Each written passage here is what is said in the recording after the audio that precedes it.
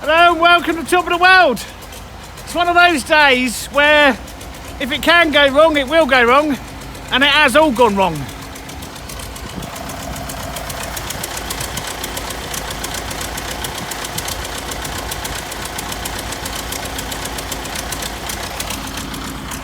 I've been running this like this for 4.5 hours.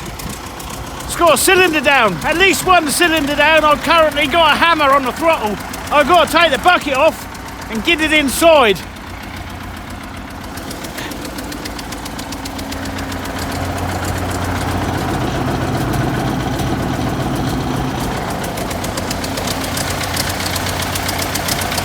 And then once I get it inside, I'll tell you all about it.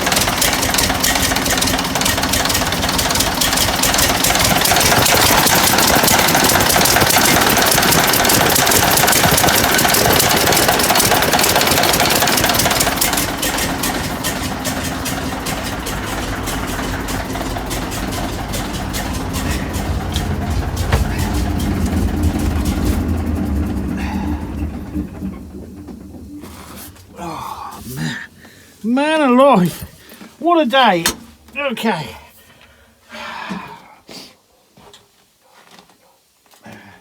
Did I turn the ignition off? Yeah. Lovely, diesel fumes. Oh, unburnt diesel fumes, way. Ah, oh, dear, dear, dear. He thinks I'm talking to somebody here. Right, all there is out here are diesel fumes. Nothing else, just fumes. God. I'm going to have to open the door. I've got no choice.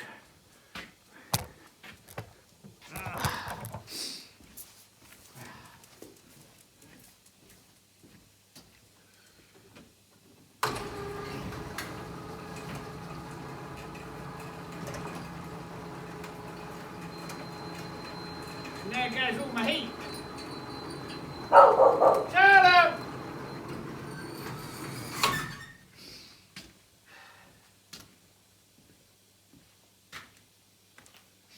So I plugged the old go in yesterday, checked the timing, because we'd had this massive storm and then 18 hours without power.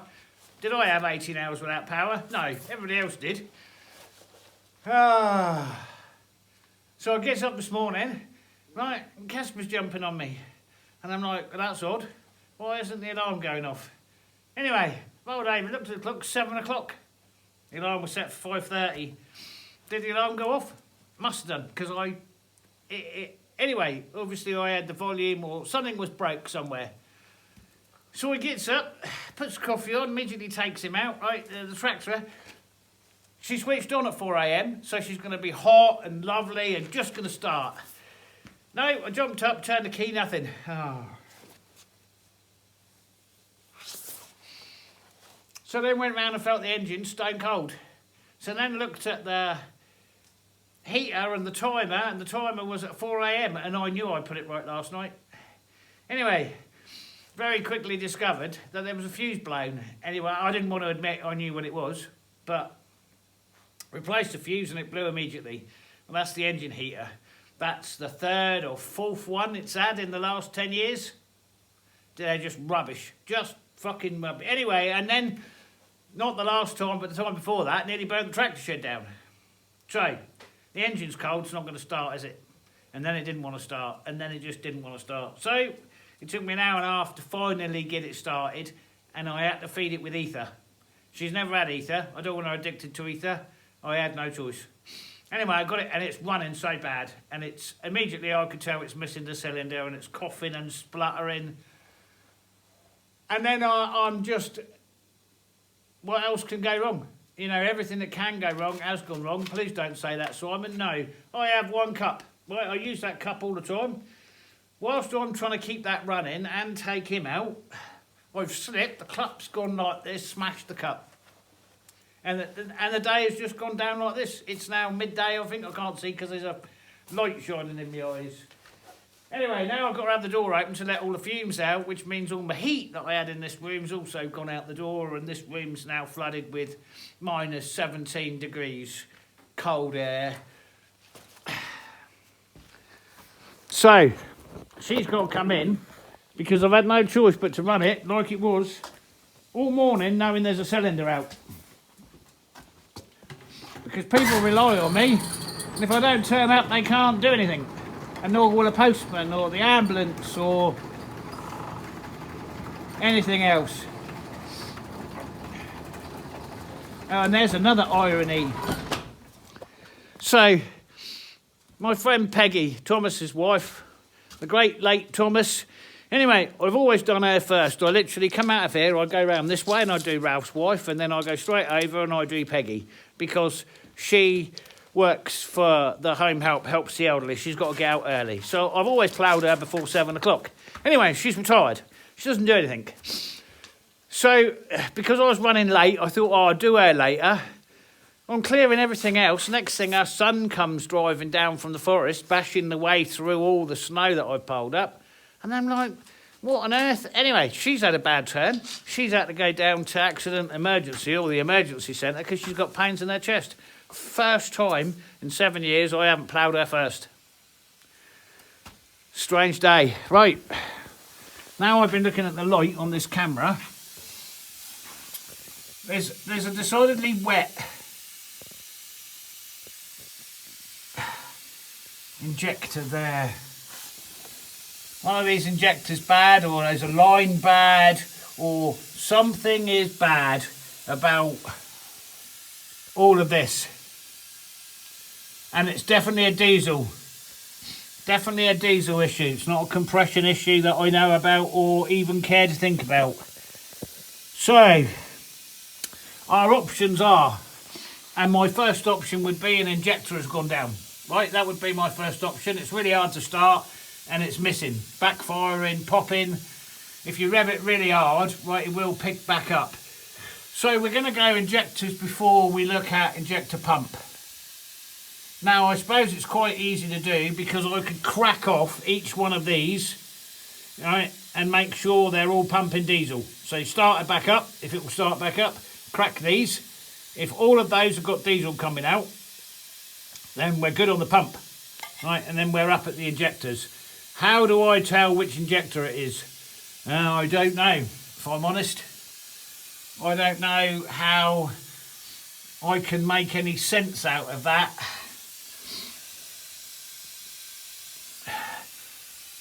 Except that 3, 2, 3 and 4 are dry and 1 is wet. And I don't know why that is. Anyway, this is what's failed again. So this is the engine heater, but it heats the water, and it fails, the electric element fails in there, causes a short, and then if the fuse don't blow, the wire burns out, we have a fire. And you don't want a fire in the tractor shed. Why is that, Simon? Well, because she's old and she leaks fluid. Right, and where's all that fluid go? Well, at the moment it's going on my nice shop floor, which I've deliberately not cleaned because I knew it was coming in here. But in the tractor shed it goes straight onto all piles of sawdust designed to dry it all up. So, back to the point.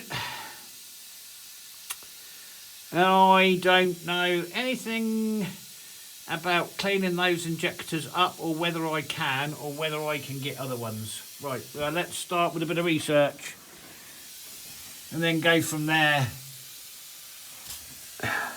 I'm going to go injector first, but like I say, I could test. If I wanted to start this back up, I could crack each one of those and make sure they've all got diesel coming out of them, if she'll start back up.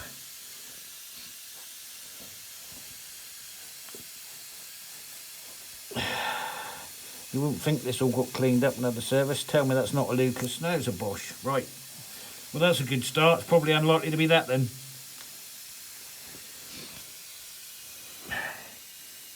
All right. Let's start with a cup of coffee. We have coffee, haven't we? Come on then.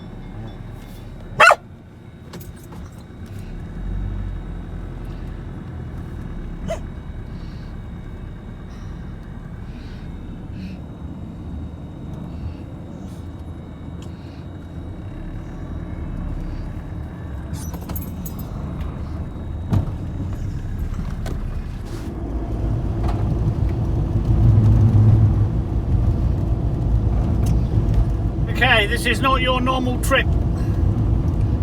Would I normally drive on a day like today? Never. And there's a reason for that. We've had this warm southerly wind and it's melted the top of the snow. And the snow ploughs have come along and they've tried to scrape down as near as they can to the blacktop, and that's all they can do. And then after that it starts to rut. And then what happens is the wind stops blowing from the south, turns back to the north, and it freezes solid, and now you have an ice road with ruts. And then what happens is it snows, really dry fine snow, and now you're stuck in these ruts, and if you attempt to move from these ruts you're going to spin out and you're going to be in a ditch, right? So driving in this weather is extreme risk to me and a Casper, and I wouldn't normally do it. Well, why are you doing it then, Simon? Well, because the snowplow's down and I have no choice but to make a run north. So I'm an hour on this. Concentration is at 100%, right? Vehicle control is at 100%. If we can go more, 120%, 140%, we will. Speeds are slow, and it's definitely the single most treacherous time I've ever driven on these particular roads. Oh my god. Right, and these lorries here, right, they're going so slow because they don't have studs. Jesus Christ. And because they don't have studs, they're more at risk. You see how slowly everybody's driving? Because there's just no grip. So, to compound the problem, as if the day isn't bad enough, and I'm having a really bad day. I'm having such a bad day.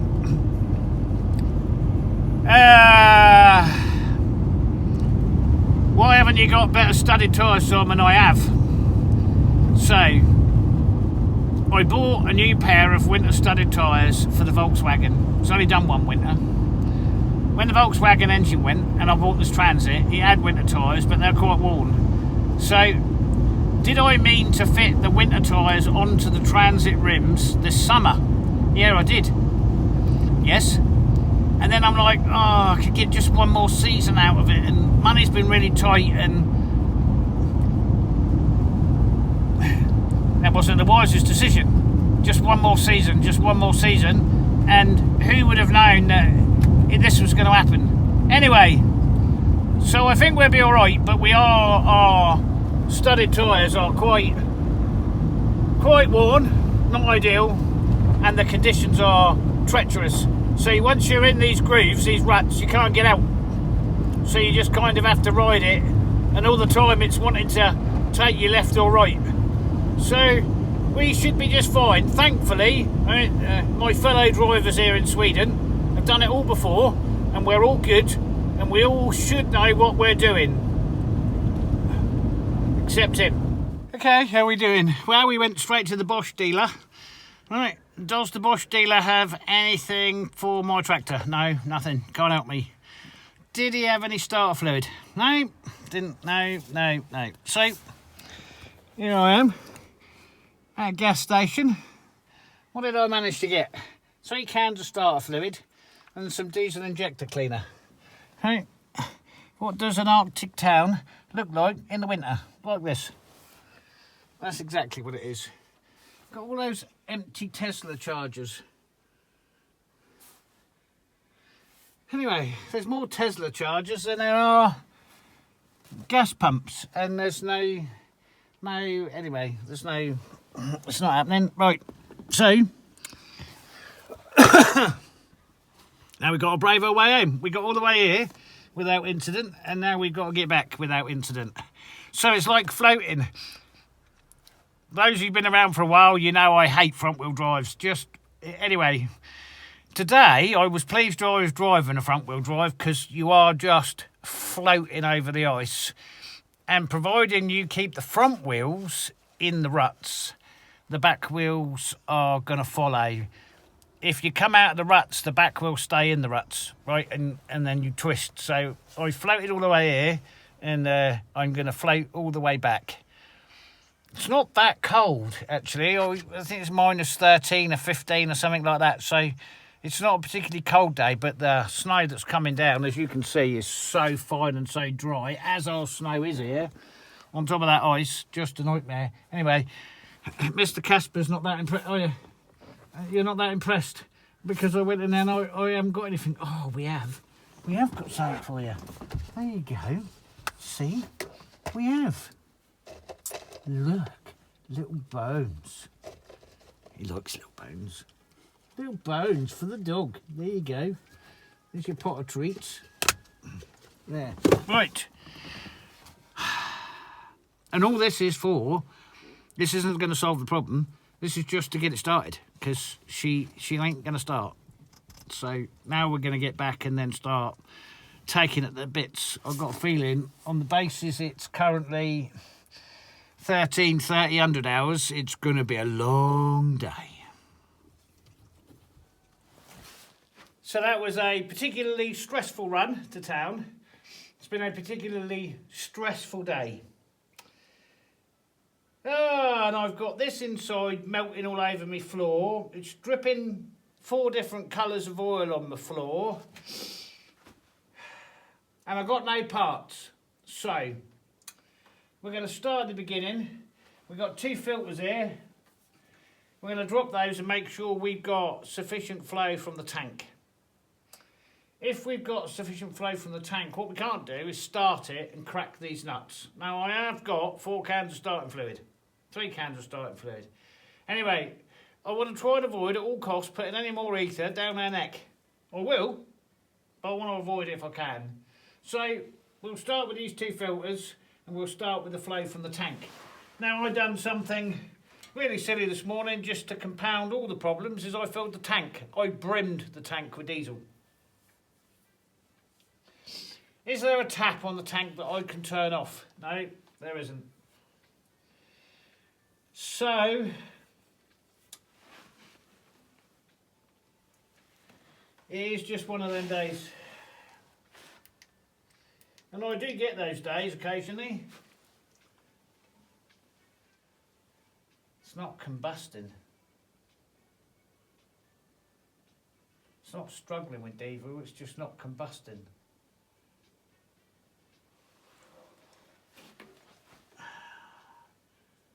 Why is it not combusting? Tell you what, do the obvious, Simon. All right. Pull the dipstick. Bang on, okay. Because it's absolutely bang on, means we've not lost any oil and we haven't gained any water. So, we can roll out head gasket. I got a week on 1 and 2, so I'm going to try 4 first. Okay. Okay. There's a little bit, not what I'd call great though.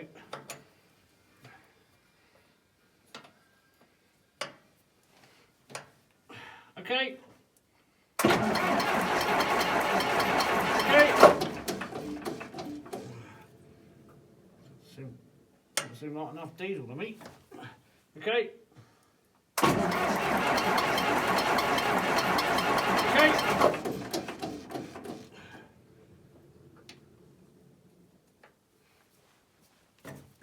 Okay. Okay.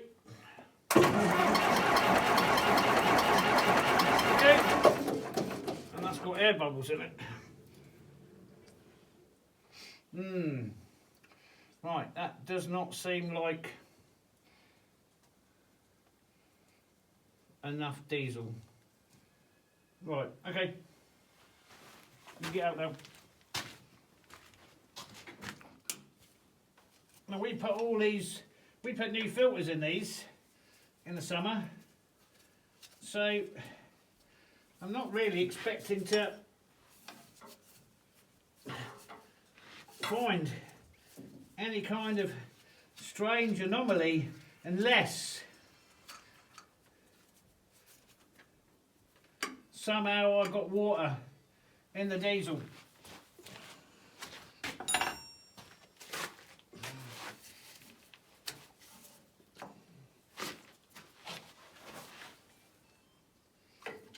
I don't remember that being that hard. Well, that don't look good. Okay, that's really bad. That's just one of them. Right, and that doesn't include the sludge that's just poured out of there.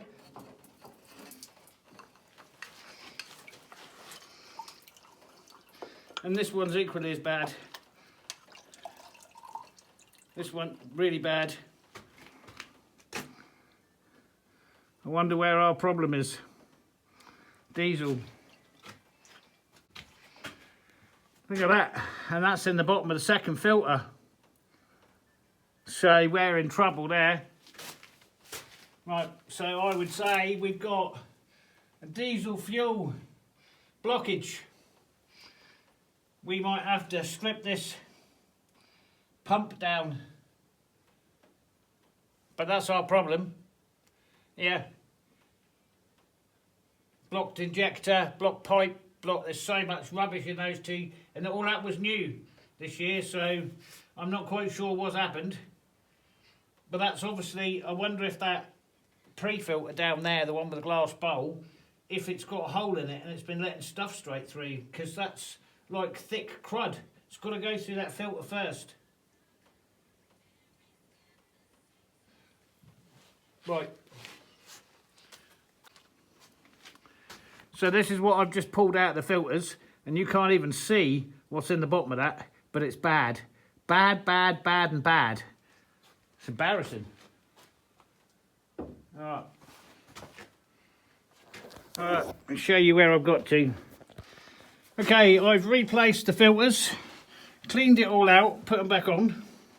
There are the two filters in there. And then I've used the manual pump there to fill these back up with diesel, and now that the diesel comes out of here and it comes into the injector pump there, right? And I've pumped the diesel all the way to there. Then I've removed the bleed screw, and I've pumped the diesel to there and filled the injector pump up, right? And now I can't pump it out the top of the pump. Does the diesel go from there straight into there? Unlikely, unlikely. Do I know how this particular diesel pump works? No, I don't. I do have a parts catalogue though. And this gives me some idea, whilst it's not an instruction manual, it's a parts manual. It gives me an idea of what works in there. So we now know the bottom part of the diesel pump is all on a cam, right? And it will have individual pumps on a cam. And that will push the pump up, which will push the diesel out there and up to the injector. So we know how that works. We've got a breakdown of that, and then on the next page, you know, there's the same on the page after. We have the breakdown of the finer parts. Okay, so it is only a parts catalogue, but we can at least now see inside. So we've got a fuel rail, right, that goes backwards and forwards. And we've got a cam in the bottom. Is the cam turning? Doesn't matter if it does or doesn't, because we're manually pumping diesel.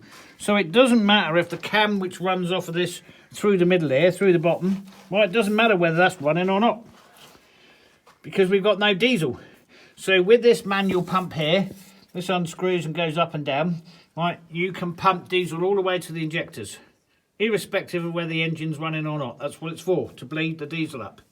So when we've got everything else full of diesel, we should easily be able to get diesel out of these holes, right? These should just spout out, and then we can tighten these up, and then we can move up to the injectors. But I'm not getting any diesel out of these, even though I'm full there, right, which is the bleed screw and the second bleed air off there, right, we're full. I can pump diesel right through this pump, but when I shut off all the bleeds, I can't get diesel out of here. That's bad. Not out of any of them.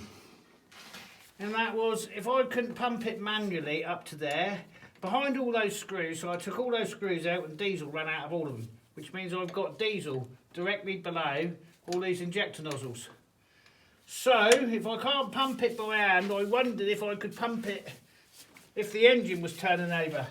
So unseen by all of you, my Sarah, she sat in the cab there and she was pressing the button, and I had good diesel pressure coming out of all of these in turn, right? So it's pumping, and it appears to be in the right timing sequence. So number 4 had all that nasty brown stuff coming out of it.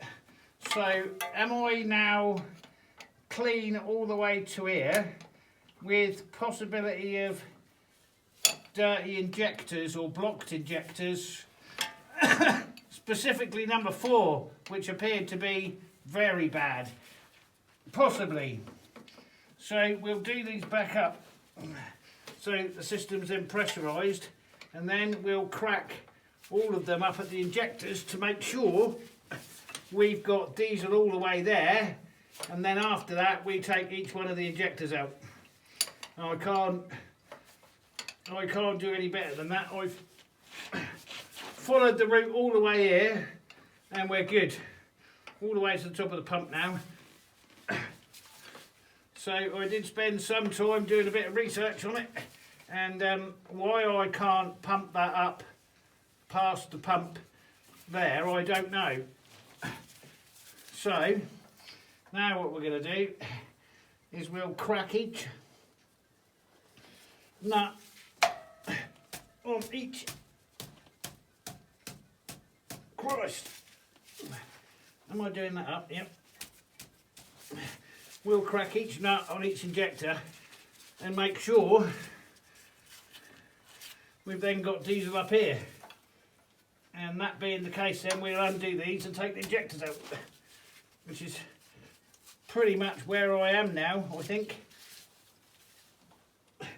back to the injectors. I don't know why I didn't just start with the injectors, but it's just as well I didn't, because we would never have found the state of those filters. So my thoughts on those, my thoughts on those filters being so bad so quickly, the diesel tank's got to be rusting out. And there has been a problem with the diesel tank. I had to solder it up a few years ago.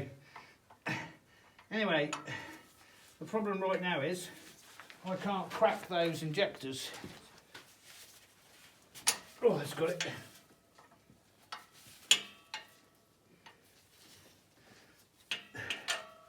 Number 3.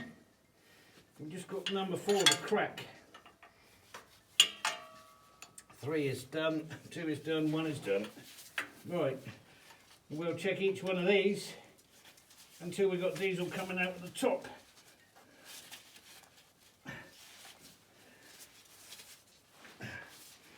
Right. Okay.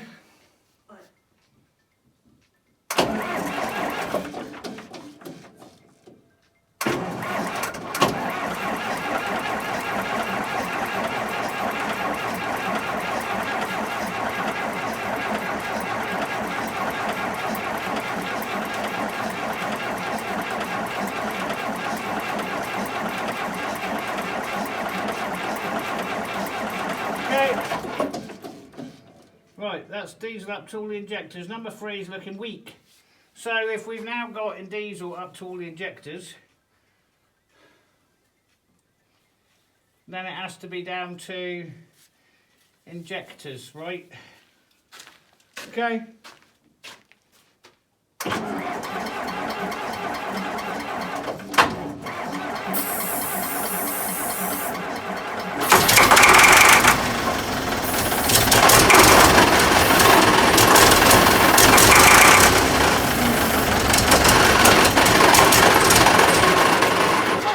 Push it again.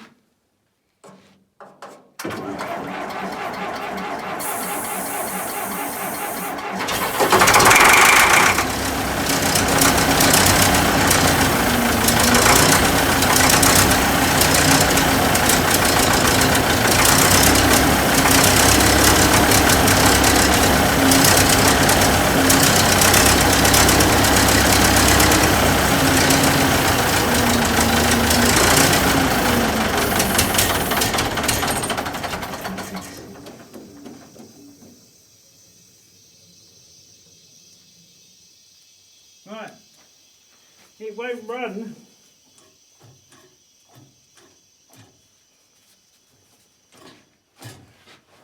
It won't run by itself.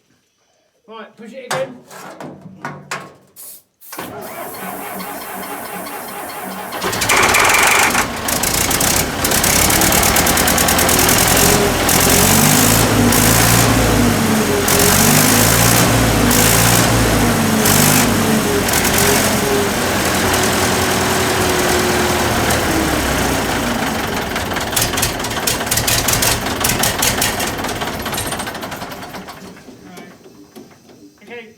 Turn the ignition off, we're all done there.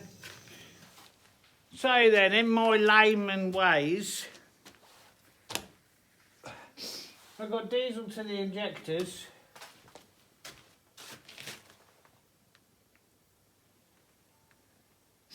And it won't run. So let's take out one injector and see what we find, I suppose, in case we've got blocked injectors. And based on the crap I've seen in the system, right, I'm still going there. Tick, tick, tock. Every time I get this building warm, I've got to open the door.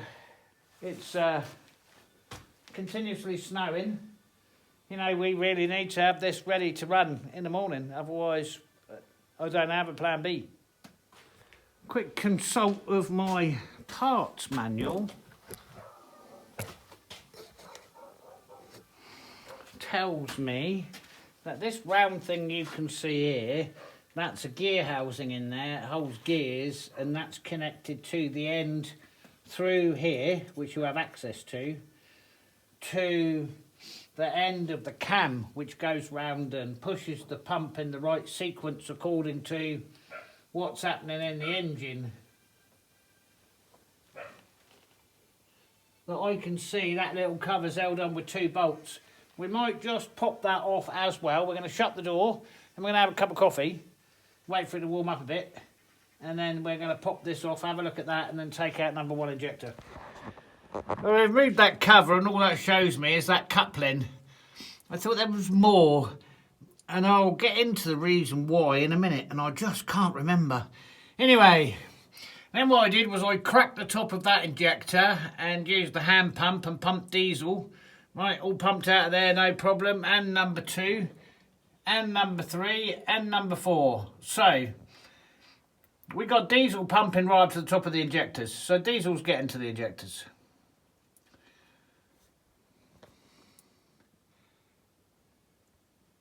I'm not sure about that yet. So next step, I guess, is to take the injector out, because we either got completely blocked injectors, or at least more than 1 blocked injector, or I'm back to the timing, and something else, because I've got diesel.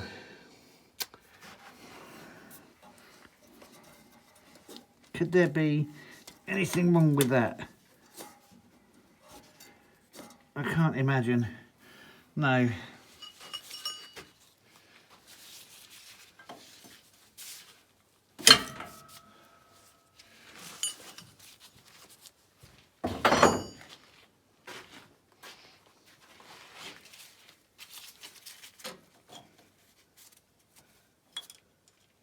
So, irrespective,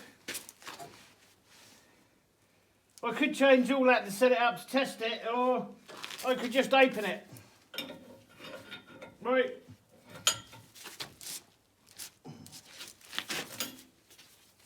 Because we have no idea what's inside this.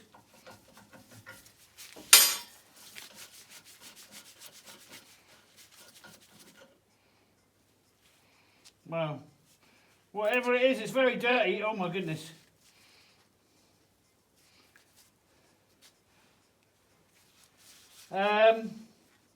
Right. Well, it's just dirt. It's just, everything's brown. I don't understand.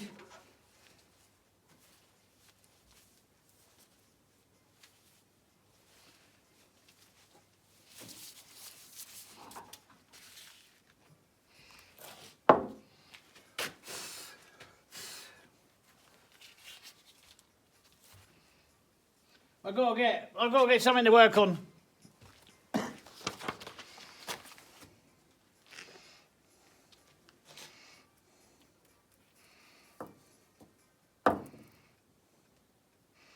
Well, there's no way the inside of Injector should look like that. I don't care what your name is. And we don't know what's in here, or if we can blow it out.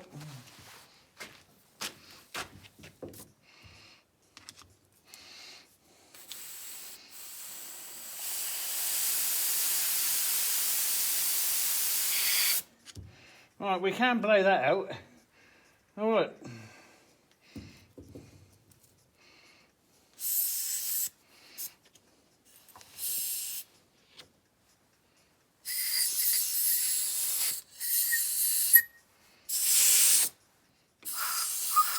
There's bits everywhere. Look at that.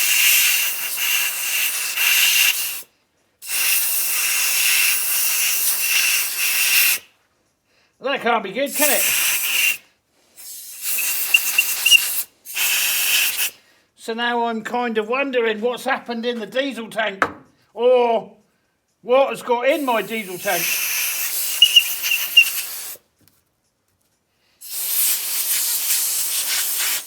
Now, in order for this to make its fine spray, right, it has to have a hole in it.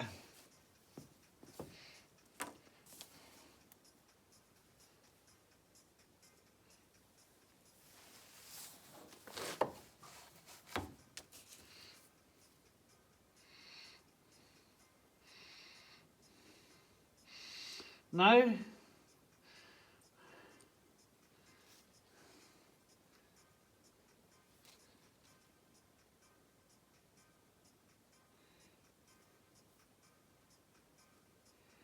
How does that work then if it doesn't have a hole in it? It's a seat, right?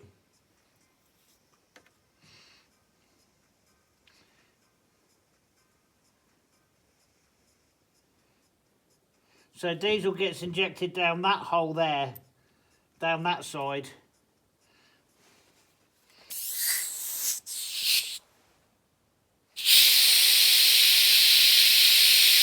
No, it's not blocked.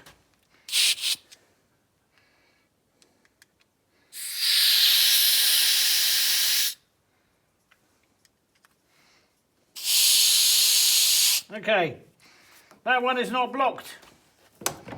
If it was, it's not now. So we put that back in there.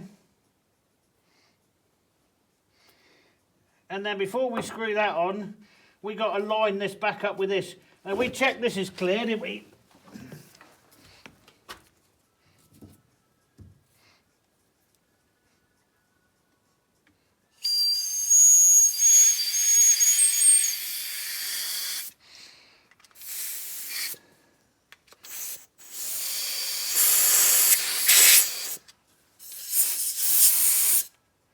Right, so now we put that in there, line those two pins up, line those two pins up there, put that back on top,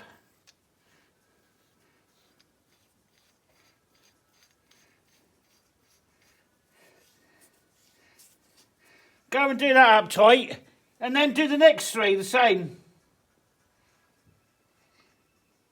Yeah, okay. See what we find in the next one. But I don't think we should have found any of that in the first one, if I'm honest. The first thing I want to tell you about this is it's really carbonated on the end.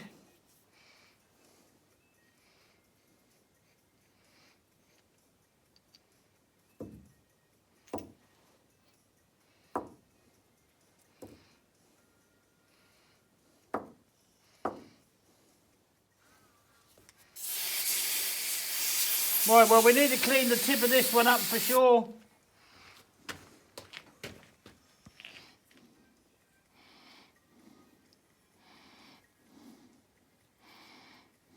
Put the top on. Do this one up, reinstall, get the next one. So, any idea what it means when you see a Bollinger Monk 2 engine with a piece of iron sticking out the side of it like that? No idea? Are you sure? It means injector number 3 stuck. That's what it means. So I've had a cup of coffee, right, just to make sure I'm ready for the ongoing battle. My back's hurting. I'm going to squeeze in between this wheel and see if I can't nurture this one out.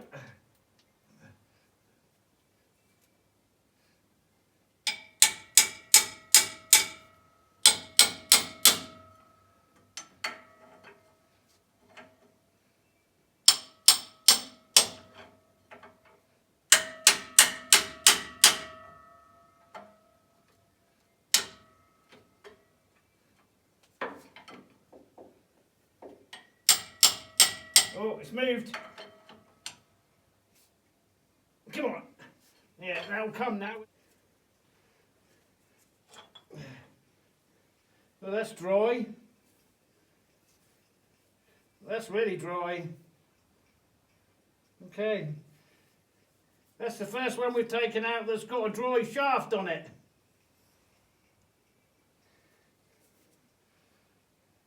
Right then.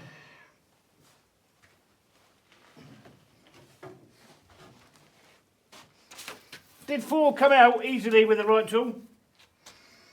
Okay.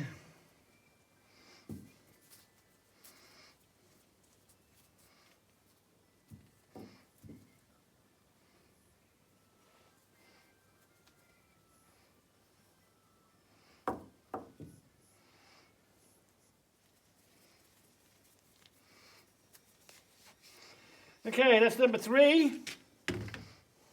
But by no means least, number 4. Injector number 1. Injector number 2. Injector number 3. Injector number 4. Yeah. Doesn't look like there was any diesel in that one. 1, 2, 3, 4.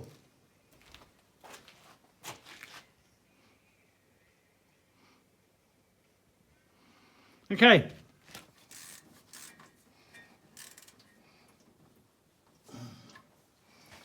Okay. That's all the injectors out, cleaned, put back in. Diesel bled right to the top.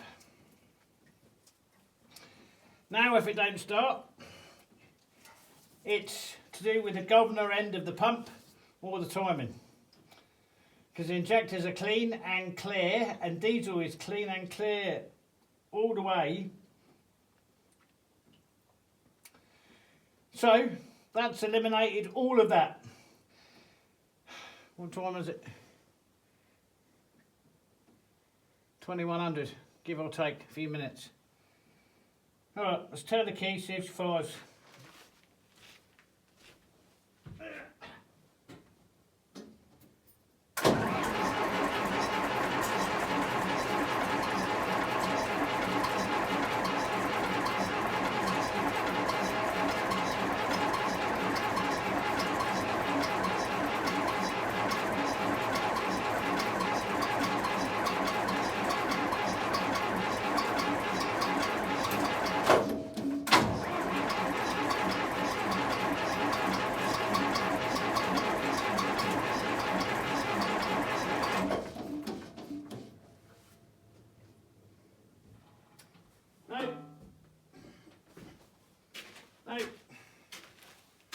Okay, it's not that then.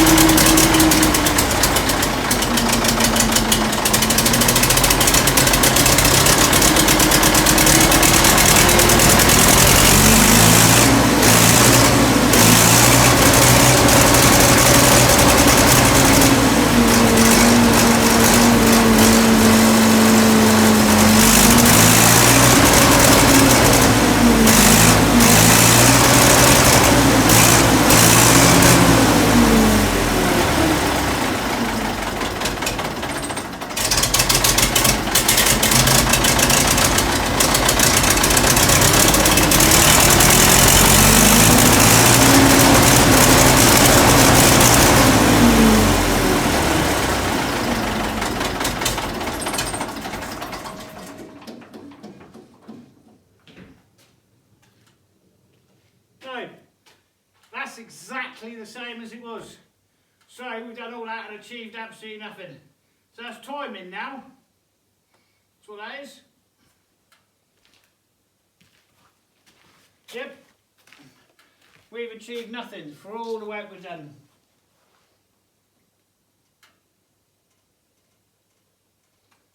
Timing. Okay.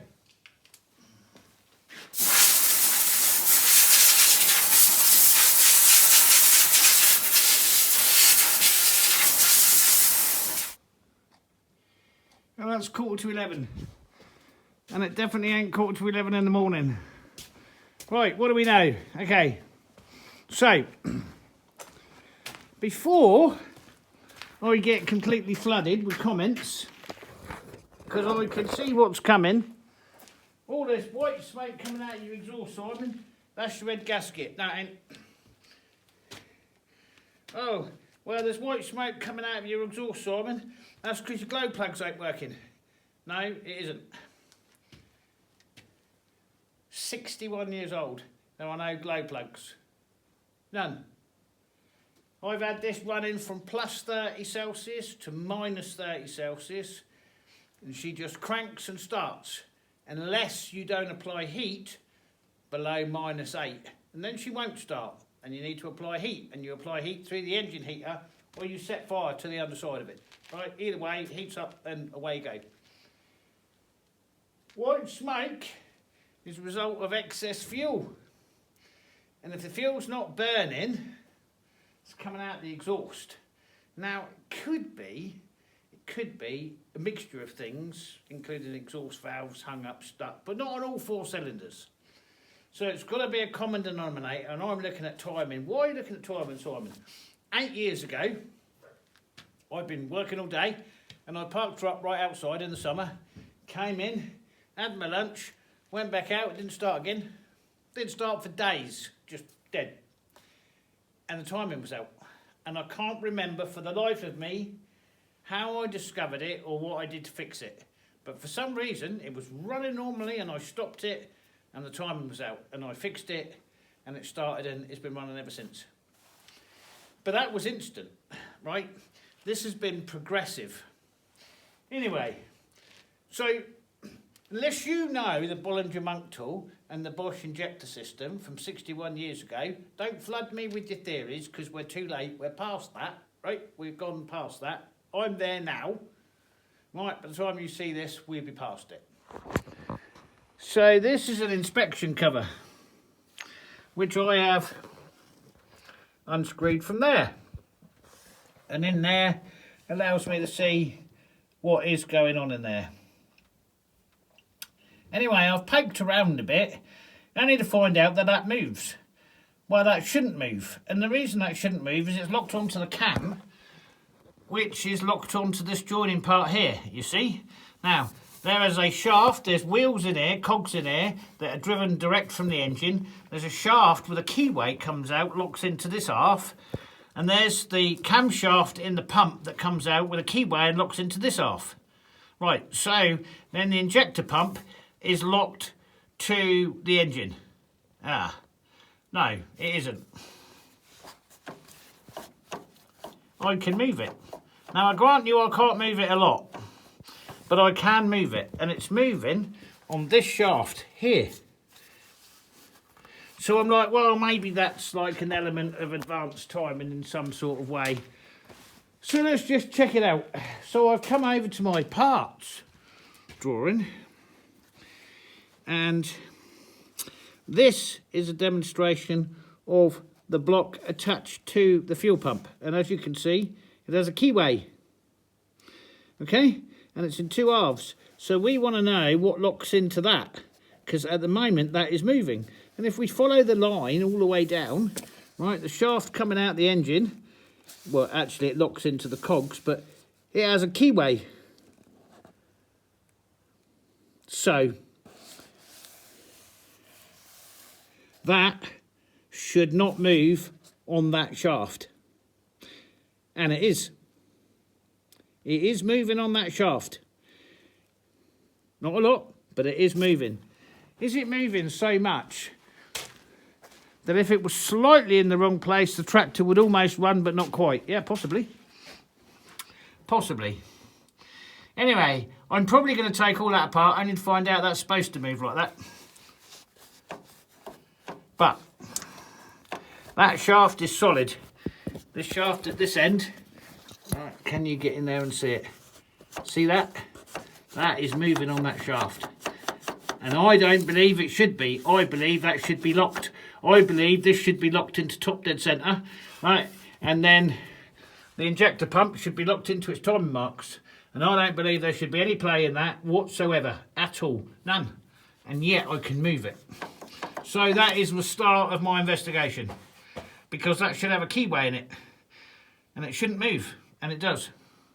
And I can see it moving in there. Also,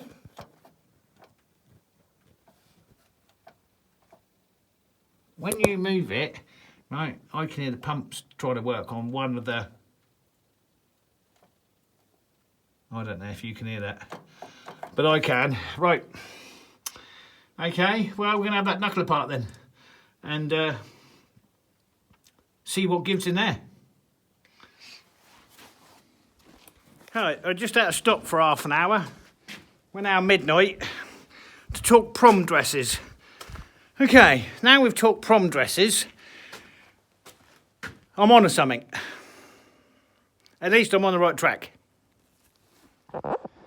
So, on this thing that I've said in here, that shouldn't be moving on its shaft, well, I have now found timing marks. So, this end here is on a keyway connected to the camshaft of the diesel injector pump. And this here is connected by a keyway on a shaft which is connected to drive wheels, which is locked into the engine. Alright, and these marks here is how you time your injector pump to the engine to top dead centre. However, it's moving on a shaft. Right, you'll see that. So that shouldn't happen. So the keyway is damaged. Something is wrong in there at this end where this block connects to this shaft. And then there is a locking nut that goes through and connects all that together. Something there is worn. It's not right.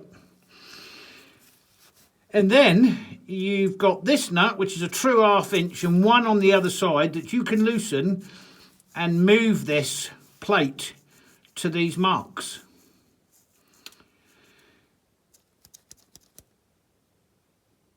And if there's anything wrong with the timing, it's here. Do I think it's to do with that? Yep, I do. Now I'm wondering whether the keyway's worn and whether this bolt is worn. Perhaps I should whip this bolt out as well to have a look at that. Maybe that locks into place as well. Something's worn here. And this has put the timing out. Okay. So I've already loosened this, but I haven't loosened the other side. Let's whip this long nut out and have a look at that. Oh, well, that's not damaged. Well, I was hoping to see some kinds of element of damage in there. Oh, yes it is. No way.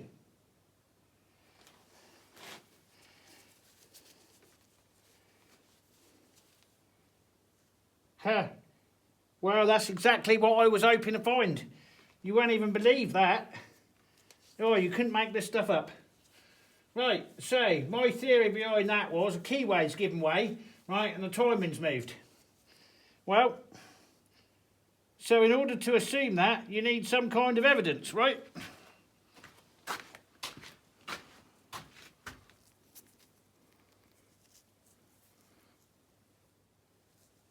Something has become destroyed, hit that bolt, right, and made that mark on it. Look at that. So now we know what we're looking at.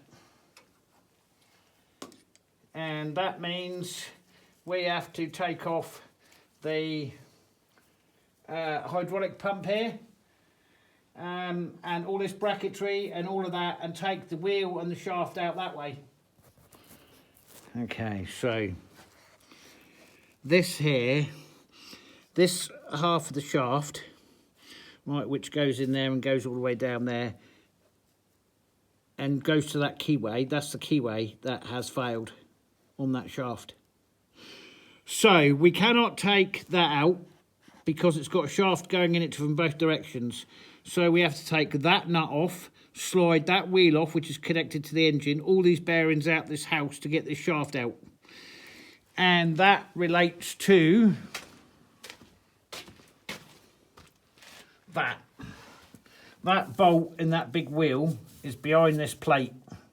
So we have to take this pump off, this bracketry here, take this wheel off and all these belts, then take the bracketry off and then undo all these bolts around here. That will expose the wheel that's locked into the engine, and then I don't know, we knock all these bearings out.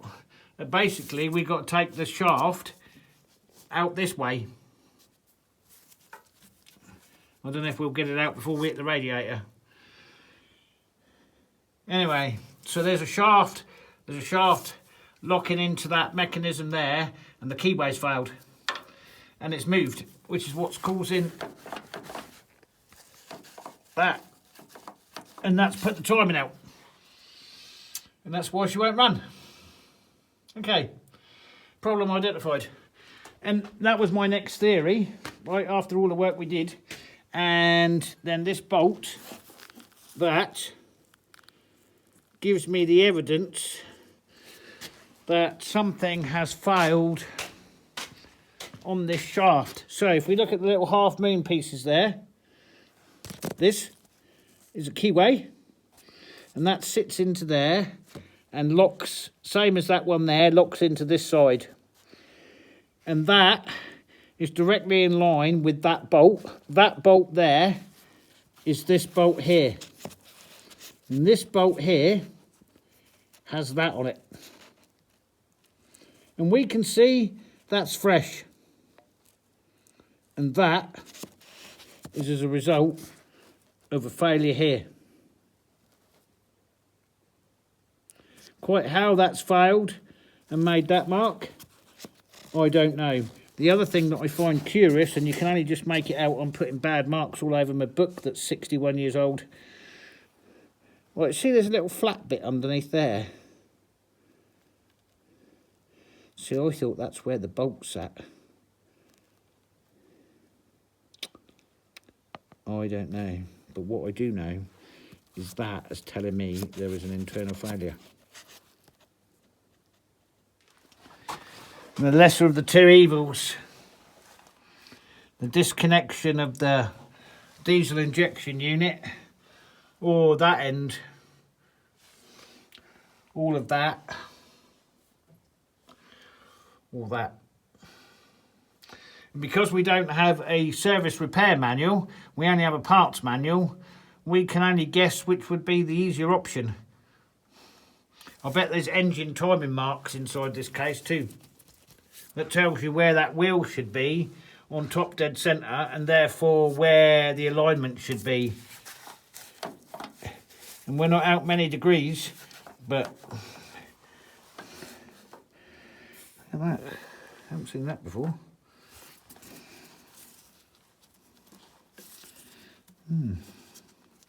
Don't push that in, Simon, because when you push that in, those little bits will fly out and a spring will fly out, and you'll have a partly disassembled diesel pump internally. And that all sounds like a nightmare. That actually looks like that is designed to come out like that. We've lost our page now. Referring back to my little book here. That is under that cover there. Which is under that cover there. Which is definitely not that, because that's air filter. Which is not that. Another 2 pages. There. What are we looking at in there? Disassembly of that. Right, well, we don't want to disassemble that. But basically, if you push that plastic ring in, they will pop out and all that lot will go twang. Right. I don't think we need to be touching that. I hope. All right, it's now way past midnight. Where am I going with this? How are we going to get that off? I don't know. For that.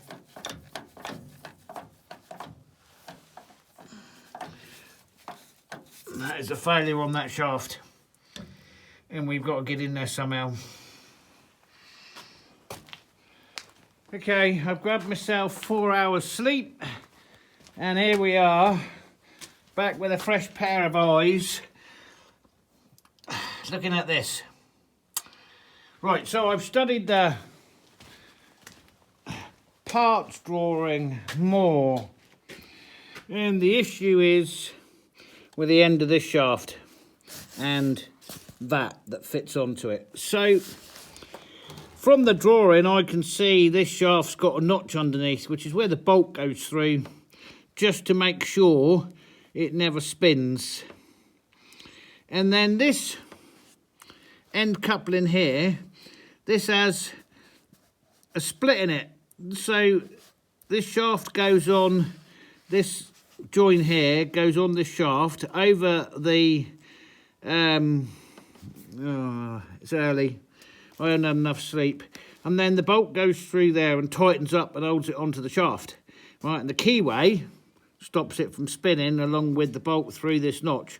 Well, the bolt obviously isn't doing its job because it isn't holding it on the shaft. It's allowed for some movement, and I think that constant movement has worn either the keyway away or the inside of this and elongated the hole, right? And I'm going with the keyway because keyways are designed to snap.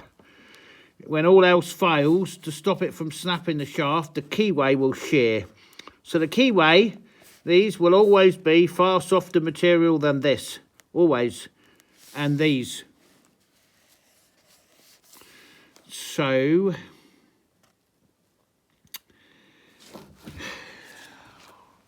the bolt that goes in there, where am I?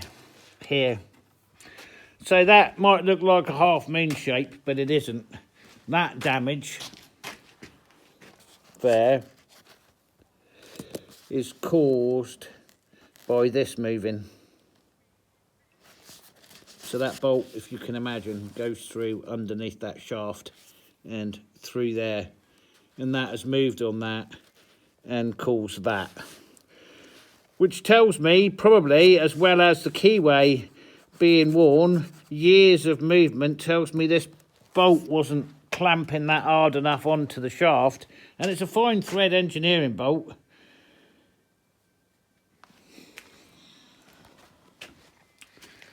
So I'm wondering, since it's still snowing hard, what happens if I try and put that back in and tighten it right onto that shaft? Will it hold? I don't know. It's only a temporary fix because somehow this has all got to come apart. However, it's still snowing and there's snow forecast all week. So there's no question there's damage done back in there. I want to see if I can tighten this back on the shaft. That's got some older damage on that side, newer damage on this side, older damage on that. Look at that. Okay, right, I'm going to finish my third cup of coffee this morning because when I get up I can't just get up and get onto this. I have to take the dog out, feed the chickens, and then I've got to clean and light the furnace. So we got to clean and light the furnace first thing. That's our very first job. What is it like outside, Simon, where you can't see just right at the moment, but as soon as it gets light, I'll show you. Right, I'm just going to try that, put that bolt back in and see if I can really tighten it up and squeeze that onto the bar, just to see then if it will start, if I'm on the right direction. Yeah. Right, I've tightened that right onto the shaft. It's now solid. There's no movement in there at all. Well, which way did I go? The shaft from the engine turns it anti-clockwise, which means the wear was on the far side. So I put it back where I think it is. If that was the problem, it's just going to start.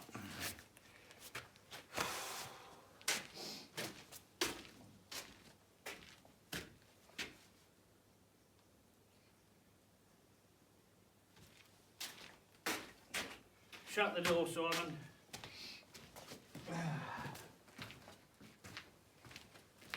Oh yeah. There you go.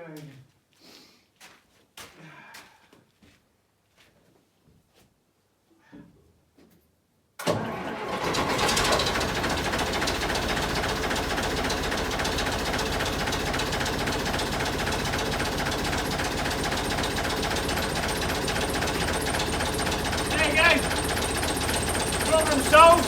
Daylight's coming, I can get ploughing. 4 hours sleep.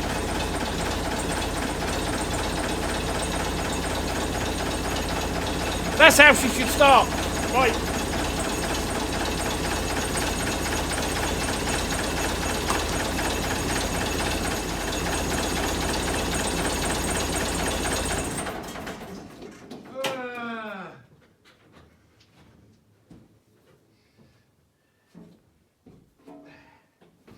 We better put that cover back on. So that's why it was progressive.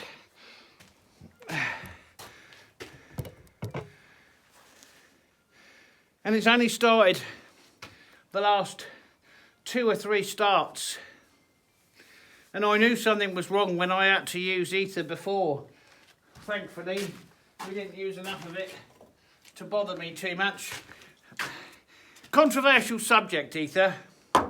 Right, the old Cosby sauce. Do engines really get addicted to it? It's hard to say. But you don't want to be using it if you don't have to, and then she just fired up like that. So that means the timing's in the right place where I bolted that back up. And that means there's wear on that shaft. And I've really cranked that nut to hold that back onto the shaft. But longer term, I'm going to have to find a solution to that. Will that get me back out now and get me clearing the roads? So we're coming up to about 7:15 in the morning. So I'm running a bit late, but we are going to roll out of here and get the plough on. So if I had have known for sure what this was, would that have been an easy fix in the yard with a spanner? Yeah. Did I need to do all the fuel and injection system? Yeah, looking at the state of it, I did. Is it going to run a lot better for all this work? Yeah. Am I going to survive on 4 hours sleep? Oh yeah. Yeah, it might be a bit hard later today, but later today, all the snow will be cleared up. All the old ladies will have, and the old men will have access. The ambulances, home help, will have access. And the bins and the community area will be clear. And the kids will be able to get back from the bus stop without any... So, you know, and while she's in here, I'll probably put all the cameras on her and run with all the cameras on. None of the footage yet of which you've yet seen. What a relief. See, I could have cracked into that last night, and would I have thought about just tightening that bolt up as hard as I can? No, I'd have started taking all this off and we'd have been into a whole world of hurt. So sometimes you just have to know when to go and sleep on it. And there's no wetness, so it looks like I crimped up any of the diesel leaks that we had. There's been no dripping overnight. All in all, not, you know, I got the snow ploughing done yesterday. I'll get it done this morning. We're into 3 cans of ether and a can of diesel injector, which of course, injector cleaner. I don't need now because I've cleaned them all. Oh well, and a very, very, very scary trip yesterday. Right, let's get this lot cleaned up and get it out of here. So current time is 8:45, so that just means that they'll just think I've had a lazy day. And we're going to roll out of here now and go and get the plough on and make a start. Right, let's get going. We've got to open the curtain. I've got the curtain MacGyvered together because the storm, which it just destroyed. Anyway, there's only so much I can do. There's only so many hours in the day, but let's get it open and get the machine out.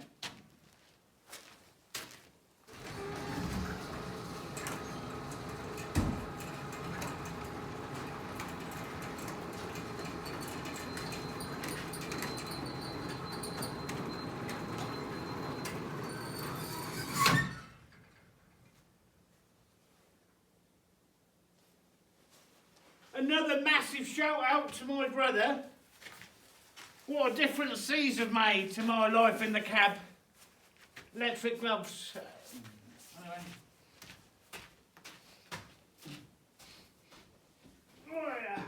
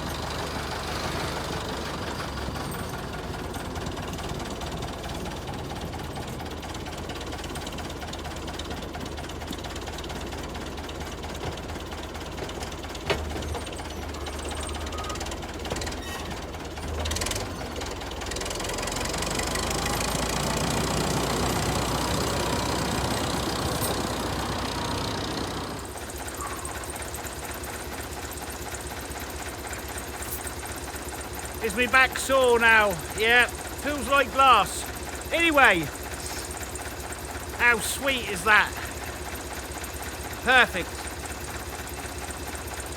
So if I had anything to say about that, what I'd say is don't give up, don't quit, keep persevering, keep on it until you got it, because you never know when it's going to come together. And there's been so many things in my life where I thought things were going to be impossible, and at the last minute, for some reason, it's come off. It's just about 9 o'clock. There might be a few grumbles about me not being out of bed early enough. There might be. Anyway, it don't matter, as long as the snow gets cleared up. So we're off now, 4 or 5 hours doing our normal snow ploughing. With it running just sweet. God may that continue. You all have a good day. Thank you for watching. Bye for now.